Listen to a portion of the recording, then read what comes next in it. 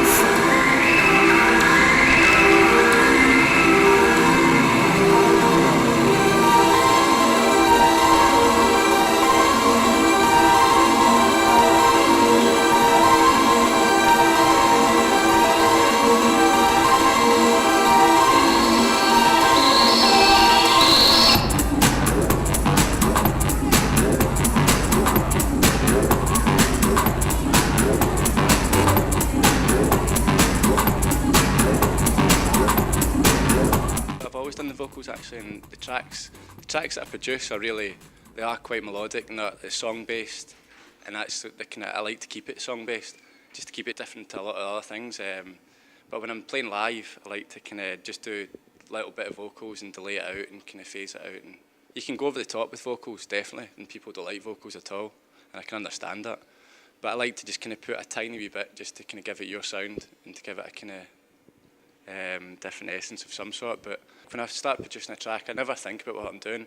I think the worst thing to do is actually go down and just like, oh, I want to do that, and try and be something. You just want to kind of try and always find that the tracks that I produce, I wouldn't like DJ to a certain extent anyway. I like to kind of, I always fill it with a kind of melodic feel. And every time I fill it with a melodic feel, I want to kind of put some sort of vocal towards it. If it doesn't even make sense, I just kind of try and add a certain vocal pattern to it and chop up whatever, and just kind of try and kind of, even if it doesn't make sense, a vocal, I just try and give it that kind of sound.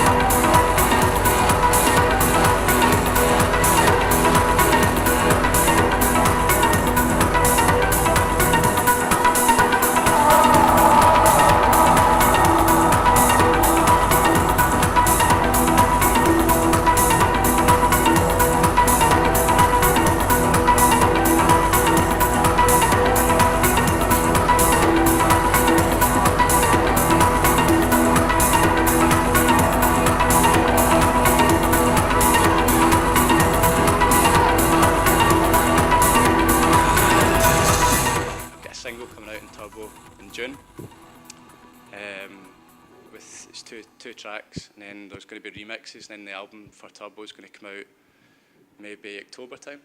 So it's exciting. It is exciting. Really. How did you hook up with Turbo? Well, actually, it's kind of mad because I just read what they were into, not last year, the year before, and they were saying the album of their year was my album, and Tiga as well was saying that was his album of the year type thing. I was thinking that's just crazy because I hardly liked my last album, to be honest, and it's not a joke.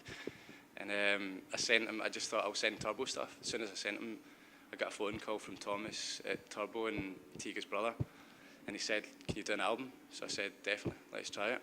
And then from there on, it's kind of progressed. So it's taking time, but it's going to be quite good. I think so. I wouldn't really equate your sound with what Turbo does. Nah, exactly.